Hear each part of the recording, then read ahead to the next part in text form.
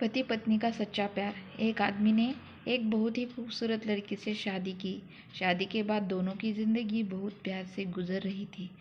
वह उसे बहुत चाहता था और उसकी खूबसूरती की हमेशा तारीफ किया करता था। लेकिन कुछ महीनों के बाद लड़की चर्म रोग से ग्रसित हो गई और धीरे धीरे उसकी खूबसूरती जाने लगी।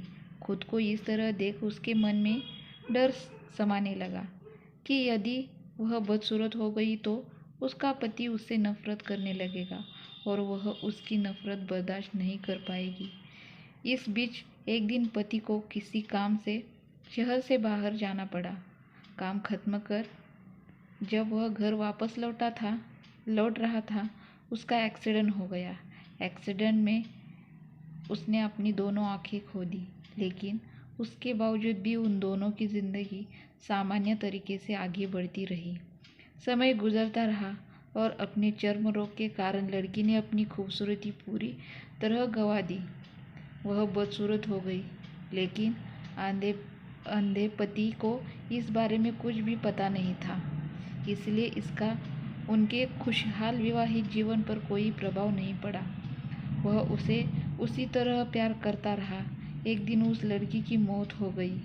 पति अब अकेला हो गया था। वह बहुत दुखी था। वह उस शहर को छोड़कर जाना चाहता था।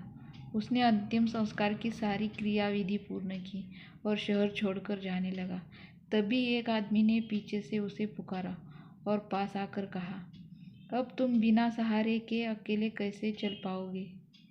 इतने साल तो तुम्हारी पत्नी तुम्हारी मदद किया करती थी। पति ने जवाब दिया, दोस्त, मैं अंधा नहीं हूँ।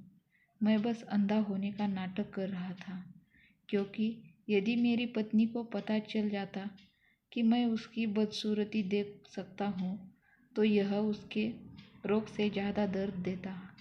इसलिए मैंने इतने साल अंधे होने का दिखावा किया। वह बहुत अच्छी पत्नी थी।